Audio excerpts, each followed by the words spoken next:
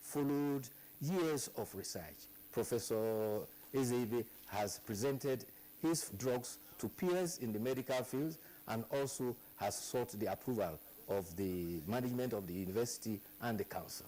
He even went to the extent of explaining. He said, you may want to ask, how has there been any clinical tests? Yes, 10 persons living with AIDS volunteered and were applied the treatment through their doctor.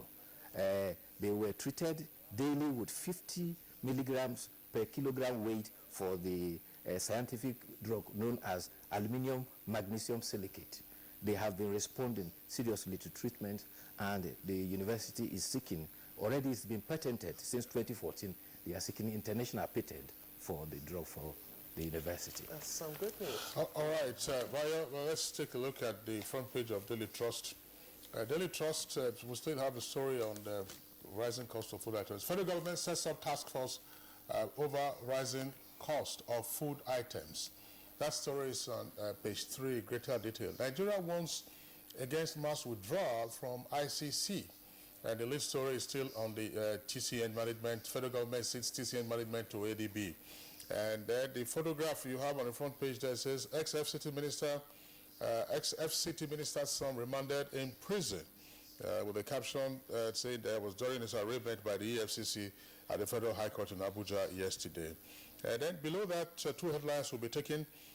Delta CJ urges governors to sign death warrants. That's on page 5. And reprisal killings frustrating Southern Kaduna peace efforts. That's according to DSS. And details of that story on page 3. Let's quickly take a look at there's a photograph on page 3 of Daily Trust. A photograph on page 3 of Daily Trust. And the troops of Operation Lafia Dole, who recovered a gun truck and other ammunition from fleeing Boko Haram terrorists during the clearance operation in Damboa local government area of Borno State. And that took place yesterday.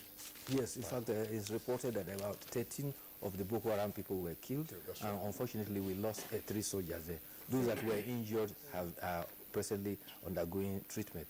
So, talking about suicide bombing, there was a suicide bombing attack at a mosque at Dalori.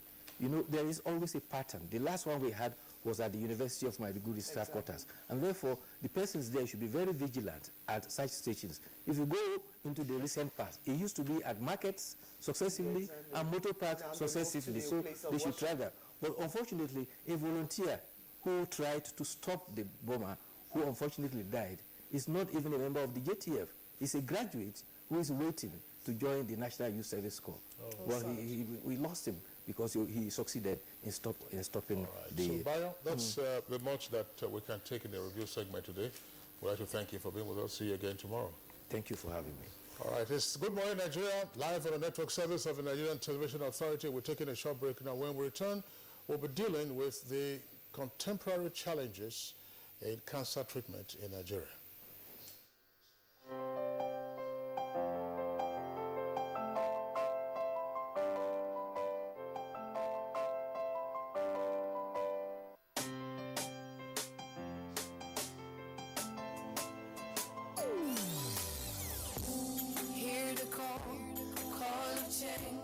Stand up, Nigeria. Change is here and it's going to stay. Change begins with you. Oh yeah, make we go. Dirty so let it change begin from within. Look at you, oh get roller. Change begins with you and me. Change begins with me. Change begins with me. Change begins with me. Hey, Ochrami, come on. Mon chéri. Kí ló dé báyìí? Make the whole Africa begin to the top. You no go fit get this one though. Make you still dey look for another. Talkstuff.com na app wey be say e don arrange everything wey concern social media for you for inside one app. Check am now. Make you kia go sign up sharparly on top talkstuff.com. Talk dey cheap. Make your own be gold. NTA Properties Investment Company Limited, a subsidiary of the Nigerian Television Authority, specializes in creating comfort in all areas of life such as real estate investments, that is, land, houses, and office spaces, mass leasing, savings and loan scheme, household items and car loans, and so much more. Other information and entertainment services include Property and Style, a TV program that airs on the network service of the NTA, and also Property Connect, a nationwide magazine. Our priority is to bridge poverty gaps and sustain quality welfare of our clients. Partner with us and watch us help you grow. Pay us a visit today at the NTA headquarters permanent site, Area 11 Garki, Abuja, or our Lagos office at number 15 Awolowo Road, Ikoyi, Lagos. For more information, visit our website on www.ntaproperties.com.ng, or you can email us on ntap2000@yahoo.com. Call us on 080-2316-3474 or 080-6939-5185 or 070-3189-0555. NTA Properties Investment Company Limited, the much needed help at your doorstep.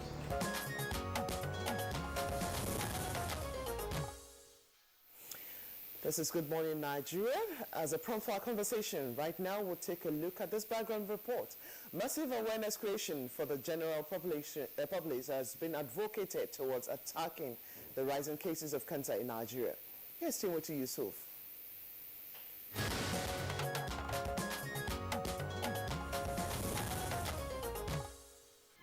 Cancer has changed my life automatically. I'm no longer the attitude of yesterday. Who can walk. I can walk 24 hours without getting tired.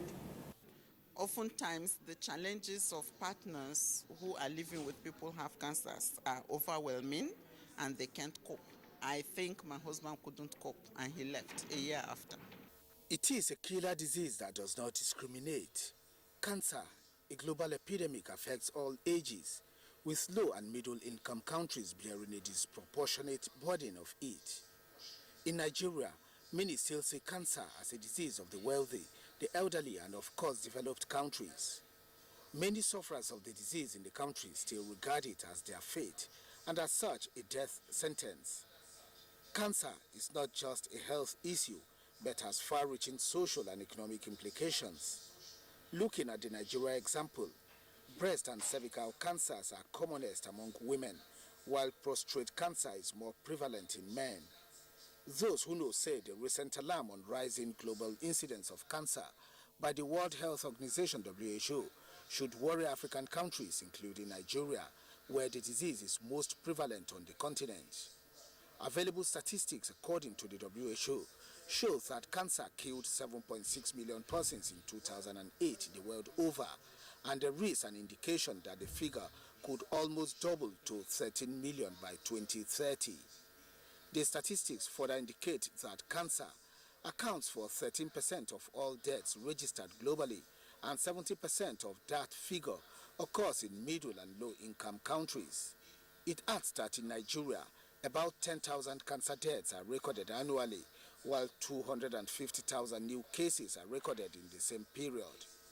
The report also indicates that only 17% of African countries are said to have sufficiently funded cancer control programs, while less than half of all countries in the world have functional plans to prevent the disease and provide treatment and care to patients. Experts say shortage of functional cancer control plans have made the situation to degenerate to an alarming rate, especially in developing countries, which already account for more than two-thirds of the new cancer cases and deaths each year. They believe that it might get worse in urban areas of the developing world due to increasing population, age, and impact to exposure to major risk factors such as tobacco, certain chemicals, and infections. The good news, however, is that the WHO has assured that cancer should not be a death sentence anywhere in the world, as there are proven ways to prevent and cure many cancers. Also, there are vaccines that can prevent some infections linked to cancer, including hepatitis B, which can cause liver cancer, and human papillomavirus, which can cause cervical cancer. As Nigeria joins the rest of the world to commemorate this year's World Cancer Day, it is the consensus of many that if detected early, many types of cancers can be cured, while urging the nation's health authorities to step up cancer awareness, prevention, and treatment. They say that most cancer treatment centers in Nigeria today lack modern diagnostic equipment for the condition. They stressed that there is generally lack of awareness about the disease, especially the causative factors, preventive measures, likely treatment options, and facilities where such treatments are available. So, what can Nigeria do to change her negative narrative on the cancer problem to a positive one? This is what guests on Good Morning Nigeria will shortly be tackling.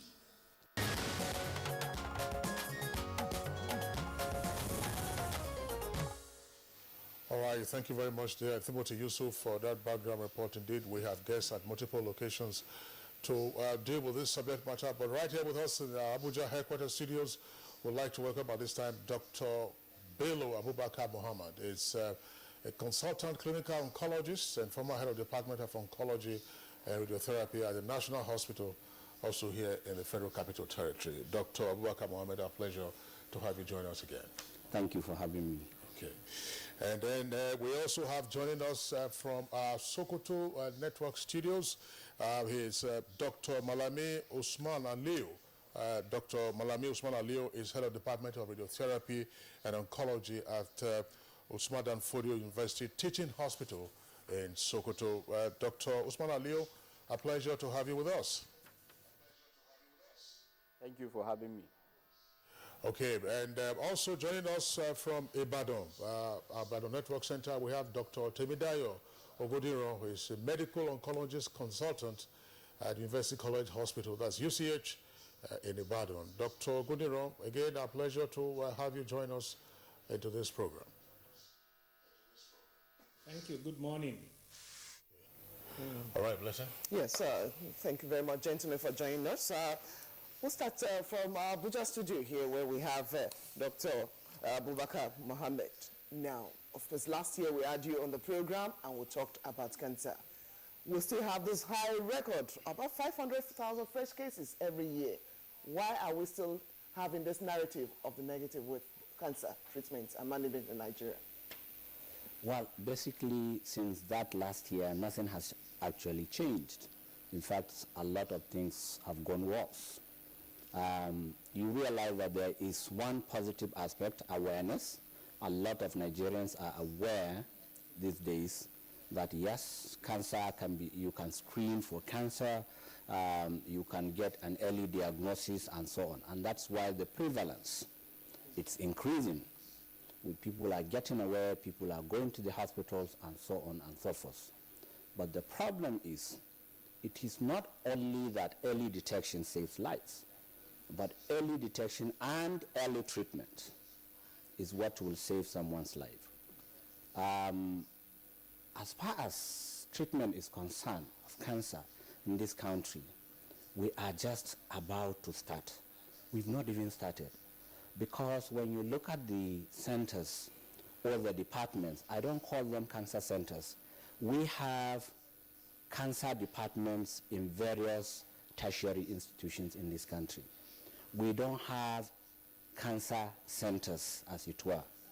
And that has a lot of implication.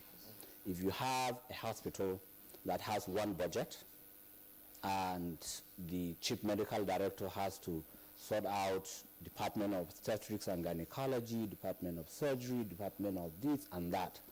So you will see that very small amount of fund is allocated to that Department of Oncology and Radiotherapy. And the facilities for radiation are very expensive to maintain, the equipment, the spare parts. So it becomes very difficult for most of the hospitals to actually keep those equipments. And that is where the problem is.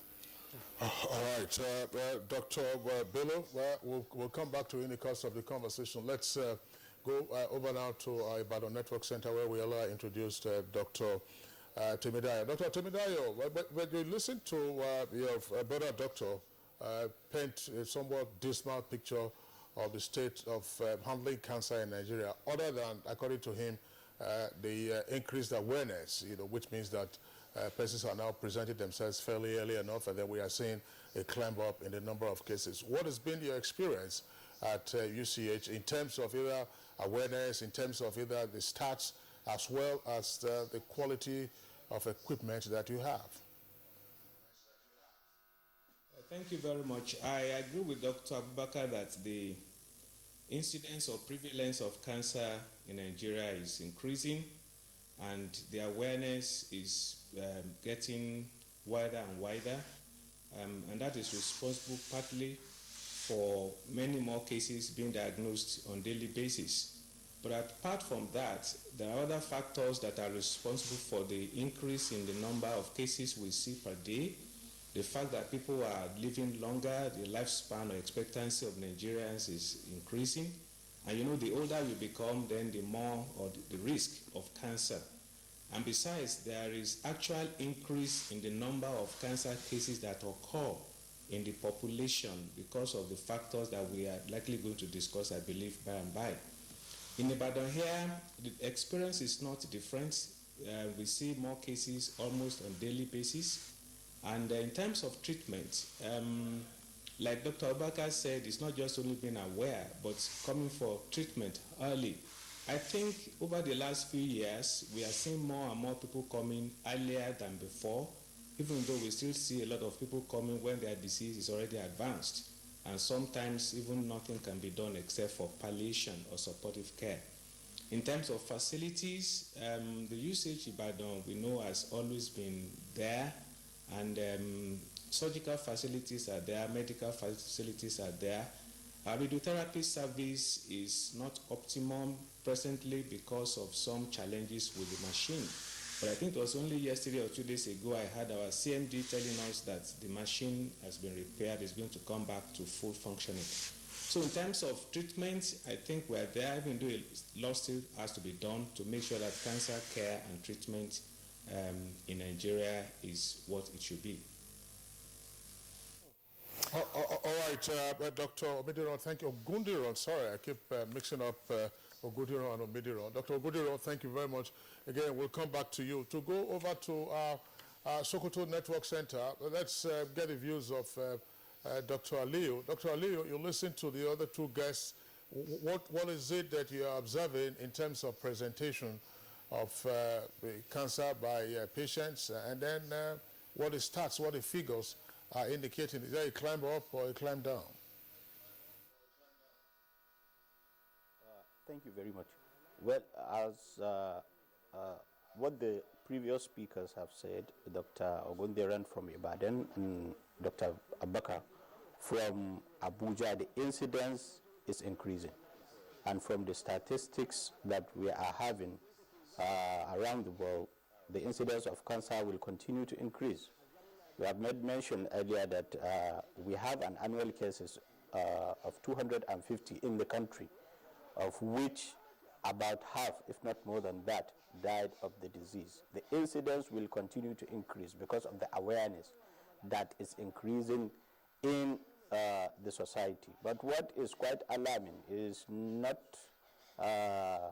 actually the awareness that the people have. The awareness has been going on, the campaign, the awareness campaign has been going for quite a very long time. But the issue is the people are now becoming aware, and they have now this disease. So if they have the disease, they present early to you, and you as a physician, as an oncologist, you do not have the machineries, the technologies available to treat these people cancers. You just be looking at them, watching at them until they deteriorate and reach to actually stage 4, probably if they present as stage 1. So actually is very sad. That is what we are having. You find patient presenting the story is not is changing actually. We are used in the country to having patient presenting at a very late stage. But if you ask their history, they will tell you that I've been to this hospital, I've been to that hospital. So if you look generally, the human resource, the number of oncologists that we have in the country, because it's not all doctors that understand what cancer is and can treat it. Sometimes the referral system is even faulty in the country. If these people are seen by their first doctor and cannot be adequately channeled to a center that has these facilities, even if diagnosed early, I bet the condition is going to progress to stage 4, where that palliation is actually is the problem. That is the human aspect of it. Even if they come to the tertiary hospital, do we have the equipment required to manage this cancer as the Western world? The answer is no. Generally, if we look in the country, the recommendation by the International Atomic Energy for radiotherapy alone is 1 radiotherapy machine per 250 population. How many are we in this country? More than 180, according to the census that we had, actually. So generally, if we only have 7, and are the 7 always working at the same time, the truth is actually no. So if you look at that census of 7, let's assume we have 7 machines in the country that treat radiotherapy. It means that 1 per 30 million population depend on that machine, and it's not been realistic. And that is just the aspect of machine. Not about the chemotherapy drugs. Some of the chemotherapy are not even here in the country, and even if they are extremely expensive that people cannot buy. So these are part of the major problem that we are facing in the country. The minister is actually doing his own bit. I know a committee has been set on the upgrading the equipment of cancer center in the country. I happen to be part of the committee and series of meetings. I think we had like 3 to 4 meetings on how to upgrade the cancer centers in the country to see that all that is required for each and every center, not only the LINAC, but also the brachytherapy machine. A well-equipped chemotherapy suite is in place. They are working, and we hope the government will give the Honorable Minister all that is required, and that the process is being pushed forward. It has to be speeding, because cancer doesn't wait, and we have suffered more than enough in the country, and the people who continue to die, nothing is being done. So I think by and large, this is what I can say generally. All right, Dr. Aliu, thank you very much. Now, we'll go over to Lagos, where we're being joined by another guest. Professor Femi Williams is the founder and director of African Cancer Center. Professor Williams, welcome to the program, first of all. Good morning. Thank you for inviting me. Okay, Professor Williams, the next question, of course, is to you. Dr. Abubakar here in Abuja studio made mention of the fact that there are actually no centers in the real sense of it. You are founder of African Cancer Center in Lagos. Share with us some of those areas of challenges and other presentation cases that you have seen in managing cancer in Nigeria. Yes, I think the previous speakers have told you, giving you a very good idea of the situation in the country, and I would just like to show you this. This is what we have been trying to do, to build and establish an African Cancer Center that is of international standard, which will have 3 major programs. And what you have been told of these 3 major programs that we are going to do is patient care. In addition to patient care, we are also going to do cancer research, and we are also going to do population studies. By population studies, we mean prevention of cancer. That is one big area that we should be looking at. Prevention of cancer has got to a stage that Nigeria should be deeply involved. 20% of most cancers are due to infections, and these infections can either be prevented or you can vaccinate against the infecting agents. The 2 major ones that are very well known are the hepatitis B, which produces liver cancer, and the papilloma virus, which produces cervical cancer. So we are planning to do massive vaccination in all the geopolitical zones of the country to prevent cancer. So there are 2 types of cancers mainly: preventable cancers and curable cancers. There are certain curable cancers now that you can be sure of 90% cure. And these cancers do exist in Nigeria, but we do not have the wherewithal to deal with it. So our African Cancer Center will be looking first and foremost at dealing with preventable and curable cancers. And for us to succeed, we obviously have to liaise and work closely with all the ministries of health in the country. And for the curable cancers, we need to get people in early and treat them very early. But as we've been told, there's a great deficiency in personnel, even training of personnel. And one thing people always forget is that who is going to make the diagnosis? Where are the pathologists to make the diagnosis? It's all very well to say you are aware of it, but who is going to make the diagnosis? Who is going to characterize the tumor or the cancer? And who is going to tell the doctor what type of drug is going to be suitable for effective treatment? So all these factors and deficiencies culminate in the very, very poor outcomes of cancer patients in Nigeria. Okay. All right. Professor Femi Williams, thank you very much. Again, we'll come back to you.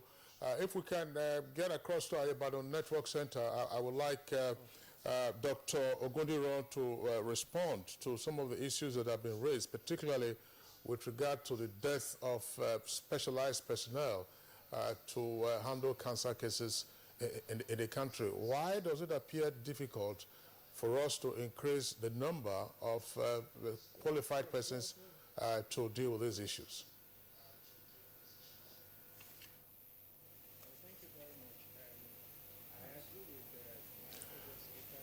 Well, it appears that we are able to get Dr. Temidayo Ogundiran, who is at UCH. But let's return to our Abuja studios and then pose the question to Dr. Bello Abubakar Mohammed. In terms of personnel, why do we continue to bemoan the deficiency, in the specialist persons to, handle detection and treatment and care? Well, government must make a concerted effort to train people because it's a highly specialized area and a lot of doctors are not really keen because until now people think that cancer care is bad news. In other words, most of the cancer patients die because there are no equipments, there are no drugs, and so on and so forth. So most doctors shy away from specializing in cancer care. But government should be able to make concerted effort and insist that the National Postgraduate Medical College as well as the West African College of Surgeons train more people. You'll be surprised that in Nigeria there are less than 60 clinical oncologists when we need at least 4,000. If you look at countries like South Africa, you look at countries like Egypt, they are exporting personnel to other part of Africa, part of the Middle East, and so on and so forth. But within the last 30 years, the National Postgraduate Medical College has succeeded in only training, only 20 or less cancer specialists. Now, when I talk of cancer specialists, I'm talking of the clinical oncologists, those that are saddled with the responsibility of giving chemotherapy as well as radiation therapy. There are other facets of the treatment. You are talking of diagnostics. So you are looking at people like the pathologist, the radiologist, and on and on. You need to have therapy radiographers, you need to have dosimetrists, you need to have medical physicists, and so on and so forth. We do not have an institution. It's just now that the Federal Ministry of Health is trying to build an institution that will train medical physicists. So you'll be surprised to know that in the 7 centers that we have in this country, or the 7 departments, as I call them, not all of them have medical physicists. So you keep trained medical physicists. So you keep wondering, how will you administer radiation without a proper trained medical physicist? And let me hasten to say that even the 7 departments that we have in this country, no three have worked simultaneously in the last 1.5 years. And this is very serious. What this translates is that you cannot treat head and neck properly, head and neck cancers properly. You cannot treat cancer of the cervix properly. You have to advise people to travel to places like all over the world. And this is causing a lot of medical tourism, capital flight, and so on and so forth. And well, Dr. Bello, well, let's just pause you in the meantime. We're going back now to Ibadan Network Center, where Dr. Timidayo Ogudiran is, where you can see him on the screen. Dr. Ogudiran had posed the question, and Dr. Bello also answered part of it. Namely, why have we not, as it were, either expanded the curriculum for specialized training in cancer treatment, detection, management, and so on and so forth in our various institutions of higher learning? What is the major challenge, in getting these specialists trained elsewhere, where the facilities and opportunities probably are available? Thank you very much. I think in addition to what Dr. Abubakar has explained, the fact that there is a dearth of people interested in cancer care, cancer training and practice, the facilities to train specialists in Nigeria also are not available everywhere. And the curricula of the West African and the Nigerian postgraduate medical colleges actually focus mainly on training specialists in a general term with no specifics as far as cancer care is concerned. My suggestion is that in addition to the fellowship program of the two colleges, there should be some further in-depth training for those who are interested in cancer care or as cancer specialists, like they do abroad in the US. After a general training as a surgeon, as a physician, or as whatever, then you go for a fellowship of 2 years, whereby you now concentrate in a particular area like oncology, surgical oncology, medical oncology, and so on and so forth. So I think that's one area where when we have that in place, then people would show interest and go into that direction.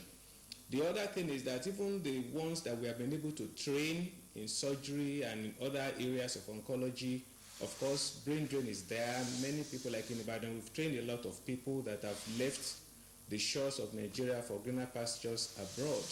And so that also contributes to the paucity of cancer specialists that we have in Nigeria. And I believe that with the present minister's drive at ensuring good cancer care, I believe that before his tenure expires, he's going to put this suggestion into practice. Thank you.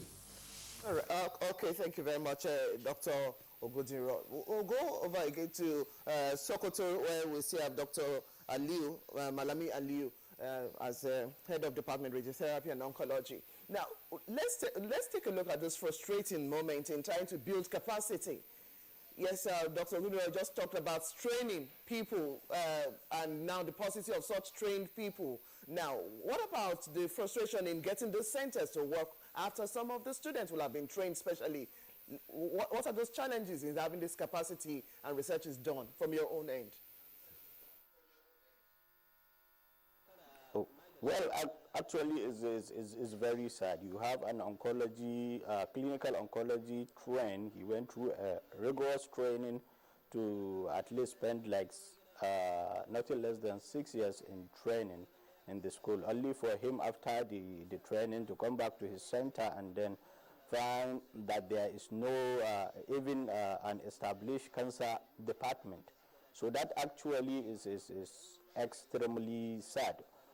Virtually, if you look at the condition in the country, there are about 2 machines are working in the country. Most of the department When you train generally as a clinical oncologist, as Dr. Bello said, you are a specialist that is trained in administration of chemotherapy and then radiotherapy. Most of the clinical oncologists that we have in the country are not allowed to practice maximally what they have been trained on.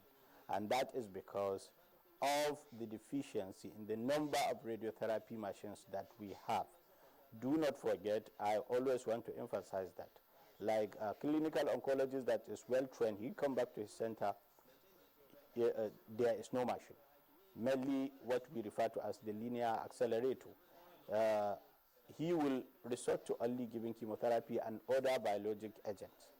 Mind you, the linear accelerator machine is not the only machine that is needed for the treatment of cancer. Apart from the breast cancer that we have, cervical cancer is actually the second in females in the country.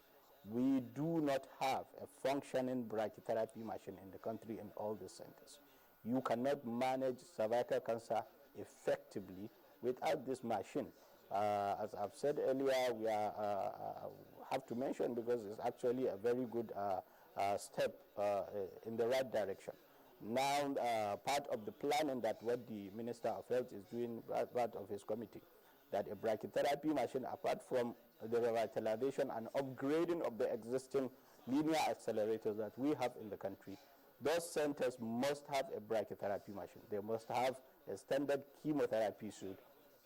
Along with that, that is in the first phase of the activities. This will actually upgrade or boost the morale of oncologists. I know a lot of oncologists that finished training, but presently they are with the pharmaceutical drugs industry, like Roche, like name them. All those drug companies that supply chemotherapy drugs, because there is nothing to do. I know some that are now into public health. Some have left the country because you finish and there is nowhere to practice. Actually, it's sad. While the number of these cancer people is continuously increasing. Mind you, what we have on our palm, that is the statistic of the cancer that we have in the country, is just a tip of the iceberg, because most of the facts that we have in cancer are hospital beds. If you go out there in the population, a lot of people doesn't even believe what they have is cancer. So the population-based cancer registry should actually be part of the things that the country, even the government, should come into. Dr. Ramato Hassan, who is the head and in charge of that, she has been doing a very remarkable job. She has been to Sokoto, and just to see the establishment of this population-based cancer registry, I think they are doing actually a very wonderful job, but they should not relent. They should continue, because we have a lot of cancer patients that are dying. And as well, we have a lot of clinical oncologists that are depressed. So I'm still calling on the federal government that they should please and please revitalize, resuscitate the present cancer centers or departments that we have in our tertiary institution. And the other tertiary hospitals that are coming in the part 2, something should be done to see the building, the construction of a standard oncology center and the training as well. I think I would like to stop here. Okay, thank you very much, Dr. Aliu. We'll come back to you. Now, Dr. Bello, you were trying to make some point earlier before we went to Sokoto. Take alongside this question, aspect of presenting early enough, because if we try to find out some of those areas, at least perhaps most of those issues of being treated early will give way at least to some of those deaths, or at least minimize areas of where people actually get critical enough. Let's take a look at that as well. Yes, presenting early is a good thing, but presenting where is the next question. If you present early and then there are no facilities, no personnel to treat you in the country, the disease will progress and it will become late. This is some of the issues that I keep hammering on. I'm happy that the Chairman Senate Committee on Health proposed a bill for the establishment of a National Institute for Cancer Research and Training. And if that bill actually came into being, it means that we will have more training, we will have a specialized center purely for cancer training and research. And this is some of the things that we should be doing in this country, so that even if when you present early, then you will be able to receive care early. Because presenting early without receiving the right care early means the disease is going to progress. I was in a meeting a couple of years ago where they want to establish an international cancer center here in Abuja, and they had no much funding. And they told me that they want to start with palliative block, where they will be palliating patients. And I looked at them, I said, that's stupid. As far as I'm concerned, start with diagnostics. Start with making diagnosis instead of palliating patients. Because if you go there early, so what happens? You don't have the equipment to treat. You will tell the patient, go and come back after 5 years when the disease is stage 4, and then we will palliate you, and so on and so forth. Even though palliation starts from the beginning, but the right thing to do is to start with diagnostics, and then thereafter treatment, and so on and so forth. Okay, Dr. Bello, talking about the International Cancer Center, yes, former First Lady actually at a center being promoted, or the building of such center. Whatever happened to that center, which was supposed to be here in Abuja, the nation's capital? Yes, I am just as amazed as you are. This happened in 2007. That is 10 years ago, when the laying foundation was carried out here, and there is a building along the airport road here in Abuja, but it has not come to fruition. What is happening, I don't really know. But it's a private enterprise, basically. So that is why I'm sure they have all the nitty-gritty. But it will be wonderful if that kind of centers will evolve, because government cannot do it alone. We must encourage the private sector to come in and provide cancer care. If you go to most centers in the countries in the world, you will see that the best cancer centers are private driven. You go to India, all the people that are going to India for treatment go to private hospitals. Why can't we have that? Government must create policies that will encourage private sector participation in cancer care. What is the nature of the policy you have in mind? I mean, subsidize equipment, give them waivers, provide land facilities, free land for establishment of cancer centers, and so on and so forth. And come into partnership with those private sectors, so that government can also subsidize part of the equipment, and encourage Nigerians that are outside to come in and work. Because we have a lot of personnel, mind you, not in Nigeria but outside.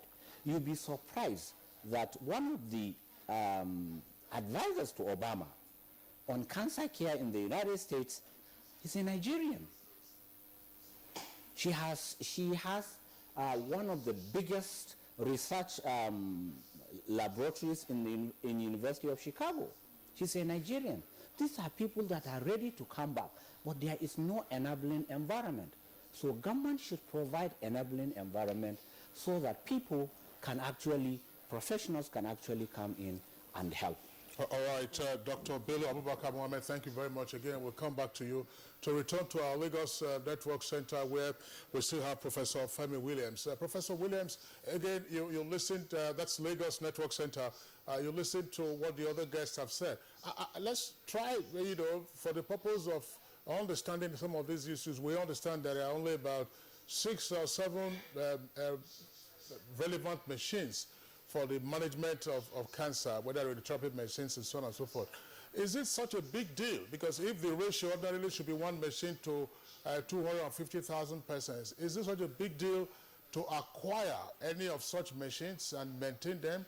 Will any of the machines cost more than, say, 10 or 20 SUVs that we find all over our streets?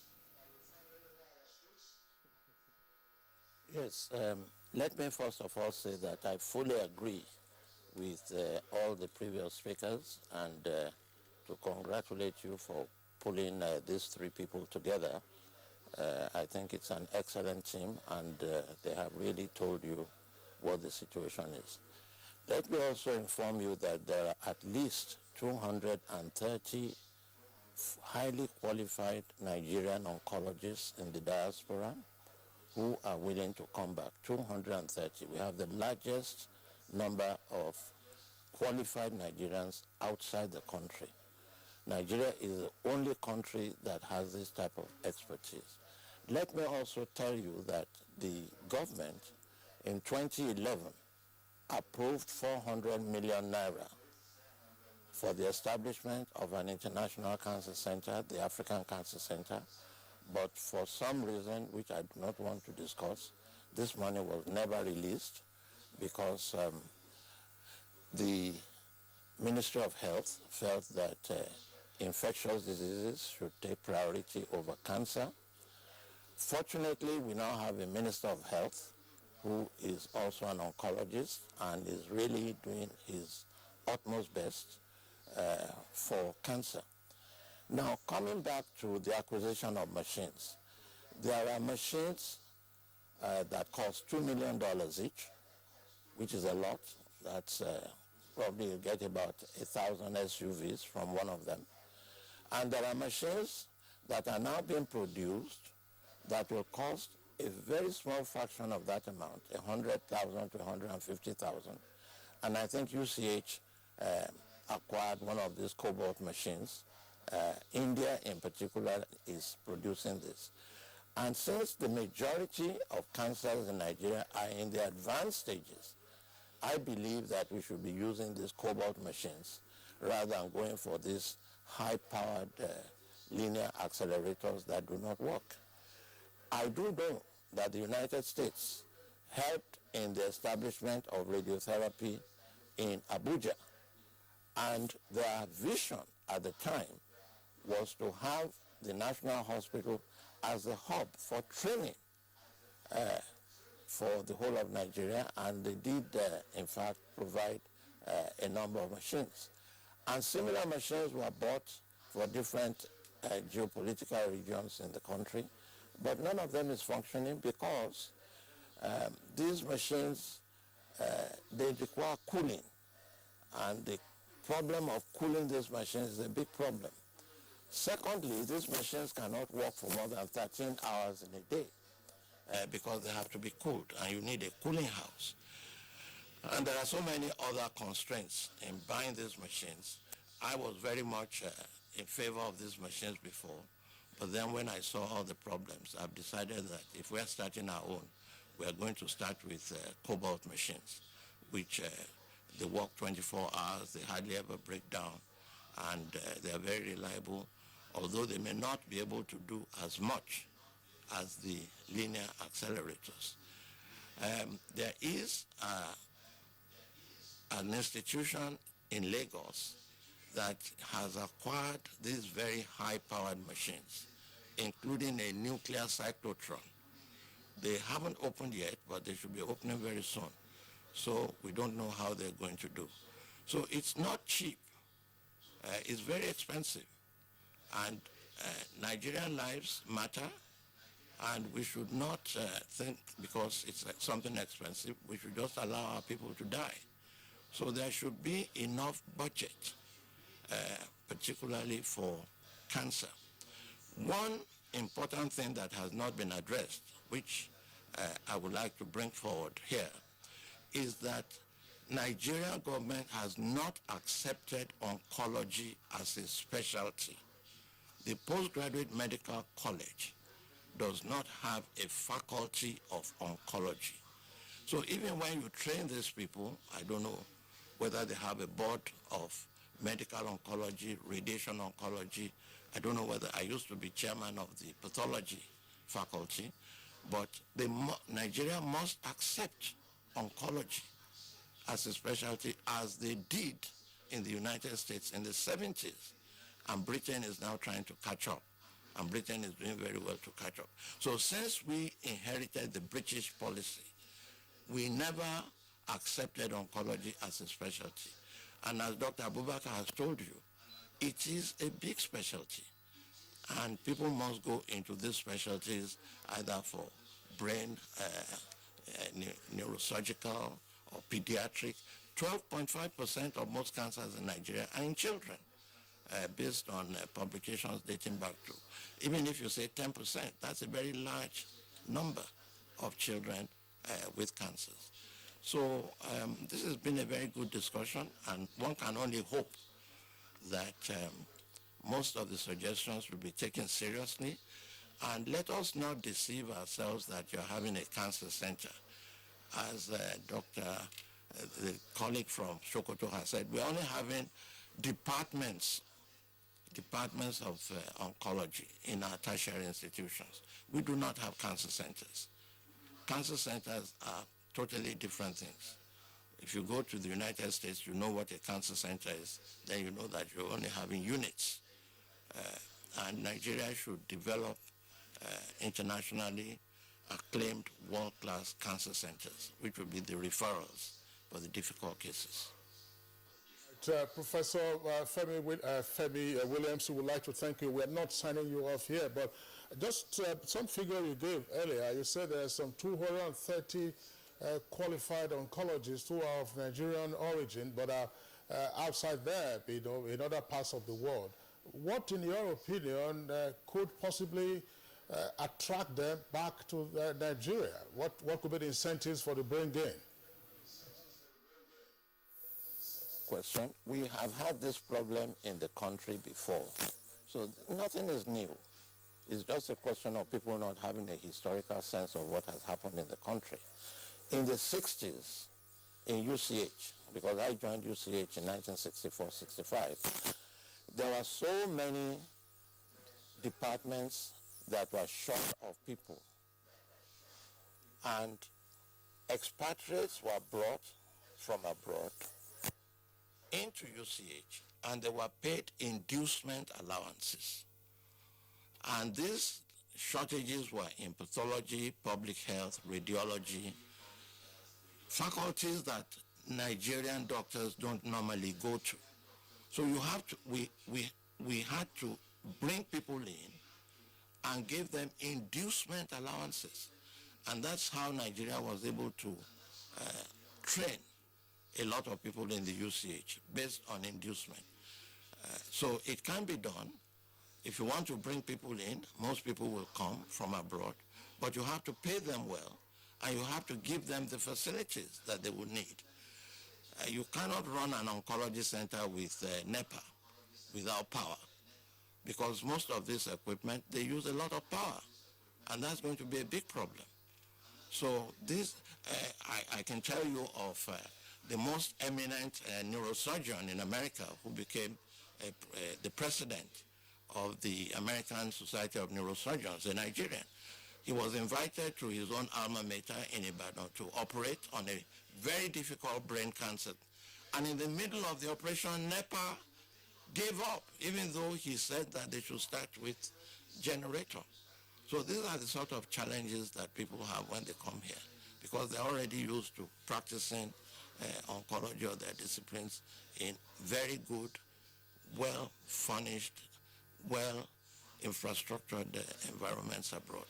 So there are many ways of bringing them. And most people would like to come back, because this is where they have all trained. 230 of them are out there, and I have a list of all of them. Okay, thank you very much, Professor Williams. We'll go now to Ibadan, where we have Dr. Ogodiro still seated. Now, for medical personnel, you have this frustration of equipment as well as some other consumables that you should make use of. Now, let's take a look at what the patient themselves are actually having as their own frustration. We're told that they have vaccines that can prevent some infections linked to cancer, including hepatitis B, as well as that's causing the cervical cancer, that's human papillomavirus. Now, how available and affordable are this one for the patients, especially this one who have to come to UCH, as well as maybe some other centers that you could be linked to? How affordable are this for the people? If I got you very correctly, you wanted to find out about how people are able to afford their care in UCH? vaccine and affordability for such patients that have been brought to your center as well as some other centers across the country? Well, the issue of cost of cancer care, I think, has been partly alluded to by the previous speakers, even though the emphasis was on equipment and training. Now, when we come to the nitty-gritty of patient care, when we come to the level of the patients, we know that even to a large majority of our patients, cancer care is very, very costly. Number one, like Dr. Abubakar alluded to earlier on, many of our patients have been to many health centers where they would have spent a lot of money before eventually they find their way to our cancer units and cancer departments. And so majority of them present with little or nothing left for them to use to treat themselves when they come to these tertiary centers. And besides, we know, cancer, we know the care of cancer is not just like any other disease that you just prescribe a drug, they take like hypertension or diabetes, and that is all. They continue to monitor their progress. Cancer care involves different modalities: surgery, chemotherapy, radiotherapy, hormonal therapy, immunotherapy, and of course, a lot of other things that they will need in addition to all these major modalities of care. So each of these modalities of care is quite costly. I think by and large, the cheapest of them is surgical, because we have the surgical expertise all over the place. But the payment for these drugs, payment for radiotherapy, as has been said before, and all these other modalities of care can be quite staggering on patients. As for immunization, vaccination rather, against some of these infections, I think I would just suggest that government should fund vaccination for all the citizens against these common cancers that are preventable by vaccination. I believe in doing this, we'll have gone a long way in preventing quite a lot of cancers occurring amongst Nigerians.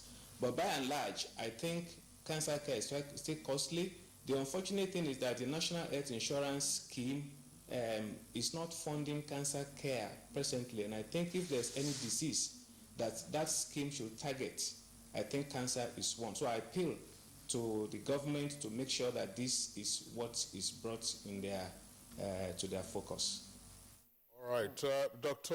Ogudiro, you just mentioned the National Health Insurance. We're still with you, Dr. Ogudiro. In fact, that was the subject matter we had as a discussion point on Monday. There are a number of issues that the guest also pointed out with regard to the operation of the National Health Insurance Scheme. Dr. Ogudiro, let's look very briefly now at an area, namely research. I mean, the point has been indicated that we don't have proper centers, only departments. But what level of domestic medical research are we seeing, and how can researchers in this area be encouraged, or are we relying solely on knowledge, sourced from elsewhere around the world? Thank you very much. That's a very important question and a very important issue to address. One of my colleagues earlier on, I think Dr. Abubakar mentioned that, and Professor Williams too, that research is fundamental, is basic to any progress in any aspect of life, more importantly in cancer care. We still rely to a very large extent on information we gather from studies done abroad, and we are lagging behind in this respect. Either to most of the research we do in cancer care or in cancer generally in Nigeria are basically or mainly clinical research, and we need to go beyond clinical research to invest in other cancers, to look at the biology of cancer in Nigeria. We know cancer is the same disease everywhere, but we know that there are some peculiarities, some changes that can occur at the genome level that we need to elucidate amongst our cancer patients. So part of what a cancer center would do is to have a research focus or component. And I remember Professor Williams saying that one of the 3 points of the center is to specialize or to focus on research. This is very, very important. I know that a lot of us are involved in collaborations with people abroad. For example, now we are collaborating with people in the University of Chicago to do some molecular stuff, research. But this is still at personal level, kind of. We need a more robust situation whereby the government keys into this so that we can look at the biology of the disease, different cancers. I mean, breast cancer, there are so many cancers all over the place that we have not even touched at all. So, and we need to look into this. We need to look at the interface of infection and cancer in Nigeria, because we know that apart from those preventable cancers due to infection, we know that infection per se or itself also has some bearing on the progression and the outcome of care of cancer patients. All these are areas that we can look into, which would at least relieve patients or reduce the burden of cancer on them. So by and large, what I'm saying is that we are lagging behind in cancer research. And this is an area that we really need to focus our attention. I want to appeal to our government to do a lot in this. I'm sure many of us are willing and ready to key into this. And some people are already doing some training in molecular biology, and they will be useless if at the end of their training they can't utilize their expertise to elucidate or unravel the biology of the cancer that we treat in Nigeria. All right, Dr. Temidayo Ogundiran, thank you very much. Just to indicate that we have some reactions already from our viewers. We'll take those tweets now, and then we'll continue with the conversation. This is from Samuel Kundayo. So, do we really have basic equipment to diagnose pre-cancer symptoms in our hospitals? Not necessarily cancer diagnosis. And from Abu Malik, so cancer is a killer disease. I urge the federal government at Aso Rock and private sector to step in eradicating it in Nigeria and beyond. And then we have this from Innocent Yawa James. Government must wake up by equipping all the federal medical centers across the states. That is one way out.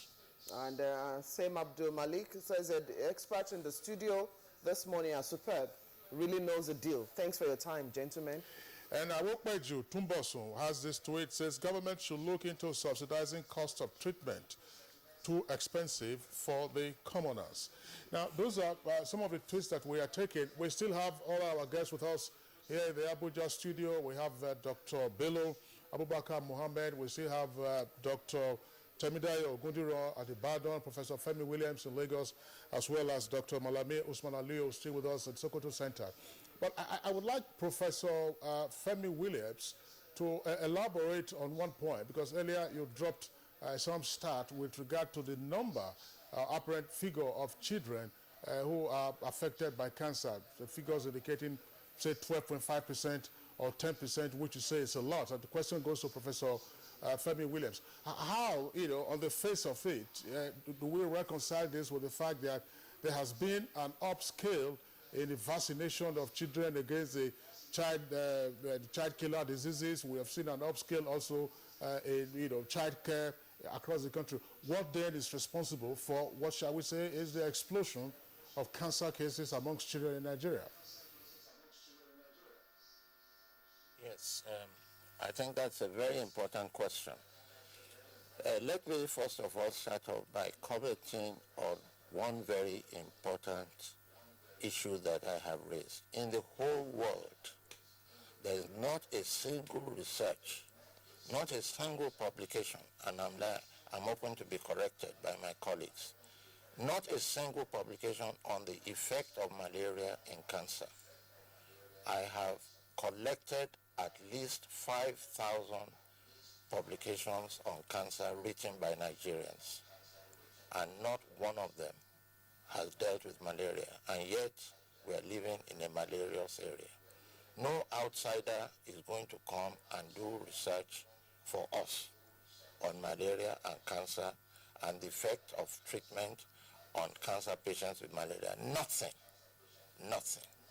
So having said that, now let's go to the childhood cancer problem. Generally, 20% of all cancers are due to infections. 80% are due to infections and genetics. Of the 80%, 20% are probably due to genetics. And then you have an interplay of genetics and the environment. Now, children under the age of 14 have not been exposed to chemicals or most of these things. So most of the diseases that children have are most likely due to genetic malformations, like tumors of the eye, sacrococcygeal masses, cancers in the back of the back, which we see commonly in children. But there's a particular type of cancer that we see in Nigeria and in African children called the Burkitt's lymphoma. And the Burkitt's lymphoma is a treatable disease as we are speaking now. 90 to 95% of patients with Burkitt's lymphoma can be cured. And I'm using cured, not just relieved, cured if they are given the right drugs.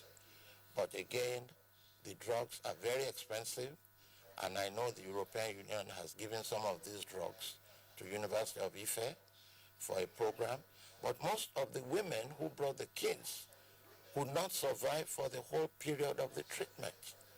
So that project up till now has not been finalized. So there are so many challenges. So it's Burkitt's lymphoma that is a big chunk.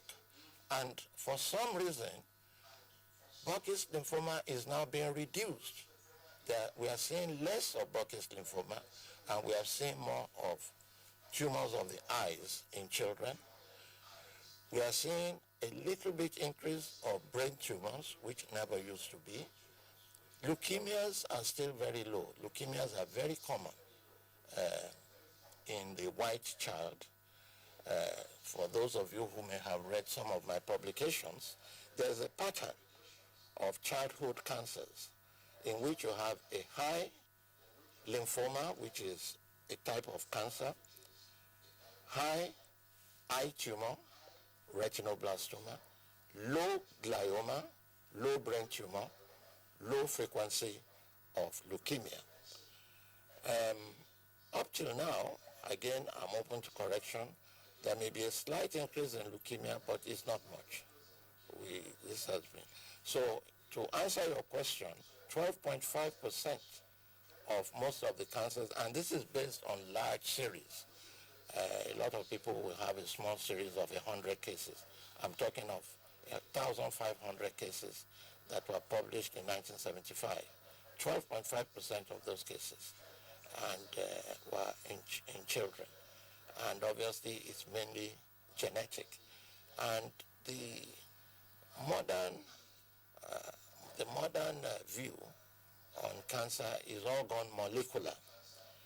And yet, most of our institutions are lacking behind in molecular diagnostics. In this day and age, the language of medicine has changed, particularly in oncology. We talk about signaling mechanisms. I was fortunate in going to see the new diagnostic lab in UCH, which is excellent, but it needs modern equipment, it needs funding, it needs training. I was only there about a month or two ago. So there's still a lot to be done. And particularly children with parents who do not have money, as Dr. Abubakar has said, the treatment of these children will have to be subsidized by the government. And the insurance companies now in the United States, you cannot be turned down for insurance because you have cancer. And the insurance companies here should also be encouraged to sell premiums to people, which will allow them even to do screening. Screening is extremely important for early detection, and the insurance companies can play a major role, but they're all put off by the high expense. you will observe that most of the wealthy people all over the world, Bill Gates and all these foundations, will come to Nigeria and they will do polio, they will do measles, they will do all these vaccinations. But none of them will go near cancer because it's expensive. But we should also know that all the vaccines that are being used for polio and all these are being manufactured by companies, pharmaceutical companies, that these people have enormous investments in. So they are getting their dividends from selling these vaccines to us under the guise of giving them to us. So cancer is very, very expensive, and as Dr. Abubakar said, most people go abroad. Dr. Gudino has told you, they come back. What can you do? What is the follow-up? The oil companies have been sending all their cancer patients to South Africa, and when these patients come back, there's nowhere for follow-up, because the MDs of some of these oil companies have spoken to me, and they are looking for institutions in Nigeria that can do the follow-up. And this follow-up, again, is going to be dependent on having well-trained people in the diagnostics and well-trained people in molecular biology. The days of laying of hands in people are over. We have to move forward and keep up the pace with the modern world. And the modern world is recombinant technology, molecular biology, molecular diagnostics. Professor Femi Williams, founder and director of African Cancer Center, Lagos, would like to thank you so much for participating in our discussion this morning. It was a great insight, giving thought to all those areas that you have looked into. Thank you very much. Thank you very much. We quickly go over now to Sokoto with Dr. Malami Usman Aliu. Yes, closing remark, you've listened to your other colleagues in the medical area, taking a look at prevention and also other areas that we could actually tackle. Now, we've lagged behind in so many areas, no doubt, but how do we begin to put some of this in perspective to actually address that, which is all currently on your hands as oncologists across the country? Thank you very much. Before going into that, permit me to please make a comment on what Prof. Williams from Lagos said concerning Cobalt 60. I know Dr. Abubakar that is there with you is itching his turn to come so that at least he can comment. The issue of Cobalt 60 actually is a very serious one. Yes, people so much believe that Cobalt 60 machine is very robust and is the one that actually very rugged and that can withstand the condition. The LINAC issue has been misinterpreted, misquoted severally because we as a country have not been doing our part. LINAC actually, yes, it requires a cooling system, but that cooling system works with electricity. If you have a solution to electricity, it hardly gets well. That is why if you look at Sokoto Center, hardly you hear anything about the breakdown in terms of vacuum. Because what we use inverter, ensuring that our vacuum that is actually need to be sustained, that is connected to the chiller. So the most important aspect is the maintenance of that vacuum that the LINAC has. If you look at Cobalt 60, it has a lot of problems. It might look as if it is cheaper, but it is not. You can procure Cobalt 60 machine at actually have the price, probably two-thirds of the price of LINAC. But if you bring it here to maintain, Cobalt 60 has a source, a lab source that emits that radiation. That radiation that is emitted by the Cobalt 60 only lasts for the duration within 5 years. You must change that source for like each and every 5 years. And to change that source will require an amount of money that is half the cost of a brand new LINAC. Another point is Cobalt 60 machine in the treatment of other cancer. You can only use it effectively in the treatment of head and neck cancer and the limbs. You can use it in the treatment of the cervical, abdominal, and other thoracic, but it will not treat those cancers effectively because of the depth of penetration, the energy that is produced by that copper 60, which is quite equivalent to 4 to 6 MB.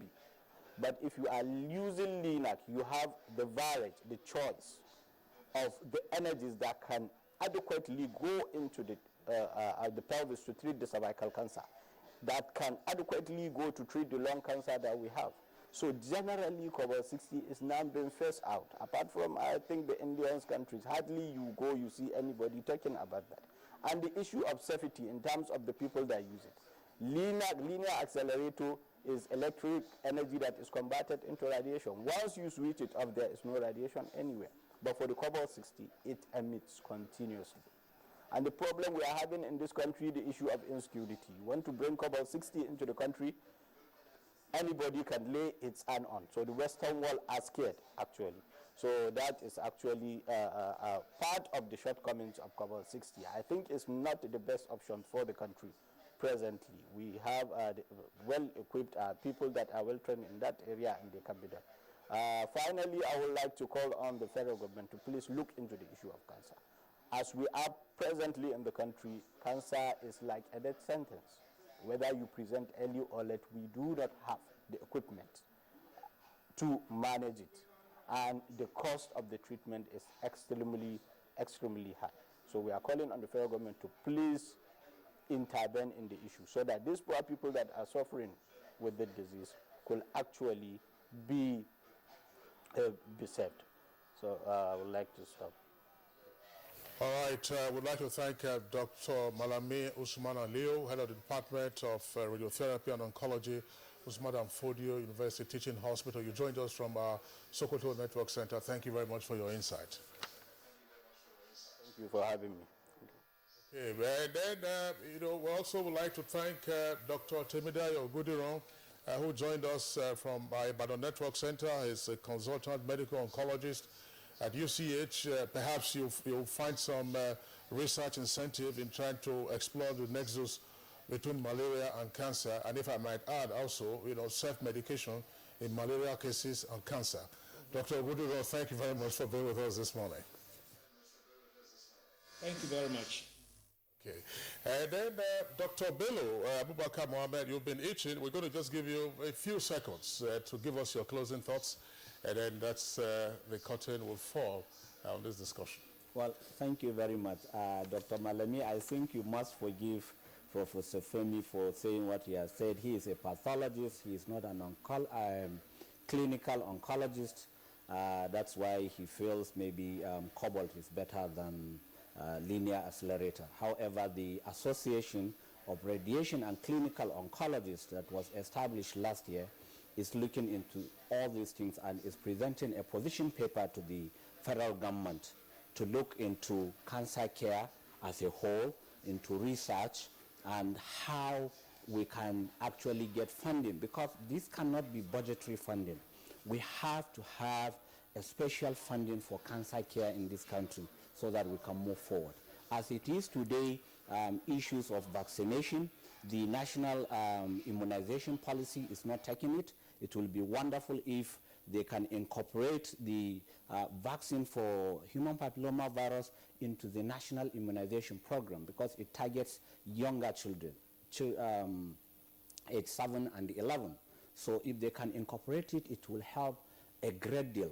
Then they should also have one center in the 6 geopolitical zones and strengthen the one that we have. It's unimaginable that 2 months ago, there was no single machine in this country. It is unimaginable. Government must make it a national emergency that cancer care should be provided to the common people. It's almost impossible for anybody in this country. Yes, and the National Health Insurance should be compelled or should be given a special subvention to be able to give access to cancer drugs for patients in this country. Dr. Bello Abubakar Mohammed, consultant clinical oncologist and former head of the Department of Oncology and Radiotherapy at the National Hospital in Abuja, would like to thank you for your insights. You've been with us here in the Abuja studios. Thank you. Thank you for having me. All right. Well, that does it for our discussion segment on Good Morning Nigeria. We're taking a short break now. When we return, we hope we'll take a segment or two before we call it today. On a white sheet of exam paper, I am calm like a sniper, bam like a piper, glam like a rapper. I'm never a slacker, fail like a failure. How was your result? This wicked girls here gave me. They gave me 7 E's. This week on your award-winning comedy series, Professor John Bull, starring Kanayo Okanayo, Mercy Johnson, Queen Wokoye, Yomi Fash Lanso, Stephen Odingbe. Address me as the Ono. My title is waiting for me. Oh no, we're waiting. Ono. Mr. Owowu. No, I can't take that. Olowu. Hey, I don't like all this. What is that name they call you all over the campus? Flashball with a big splash, depending on how you want to lash. Big name that kills a small dog. Professor John Bull, fasten your seatbelts this Tuesday and Friday, 8:30 to 9 p.m. on NTA Network, International, and Star Times. It's absolutely bombastic. Over and out. Welcome to the new speed of life. NTA Television College, an affiliate of Ahmadu Bello University Zaria, a specialized institution charged to provide quality professional education in television production, engineering, and journalism. The college is offering 4 weeks course on computer graphics and animations to train new entrants and retraining of existing media operatives. Date 6th February to 3rd March 2017. Registration 100,000 naira with accommodation. Also, 1 week intensive course in advanced management techniques for executive officers, CEOs, COOs, managers, and heads of admin. Date 13th of March to 17th of March 2017. Registration 20,000 naira. Another 4 weeks course on principles and practice of marketing for marketing heads in radios and television houses, public relation agencies, media heads in advertising, brand support managers, media brokers, and heads of corporate affairs. Date 20th of March to 14th April 2017. Registration 100,000 naira with accommodation. All courses will take place at NTA Television College Rayfield, Jos. For more inquiries, call 08069809807 or call 070-366-07155 or email us at ntacollege@gmail.com. NTA Television College, training you to be the best you want to be.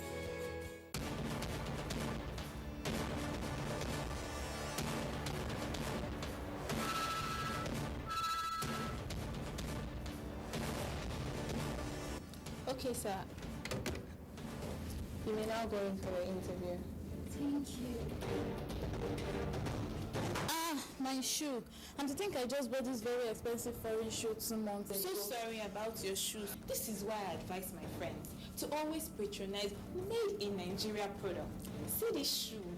It's made in Nigeria and I've had it for 2 years and it's still as good as the day I bought it. Made in Nigeria products are good quality. And stringent government regulations and certification now mean the goods made in Nigeria meet international standards. Make the patriotic choice today. Buy right. Buy made in Nigeria. This is a public service announcement brought to you by NTA.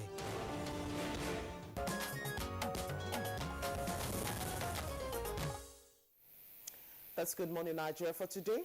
Tomorrow is the last one for the week. We hope you'll find time to join us again. My name is Blessing Abu. Thank you for watching. And I'm Kingsley Osadola. I join Blessing and thank you for also starting your day. We'll all see you tomorrow at 7 o'clock in the morning. You'll have a nice day.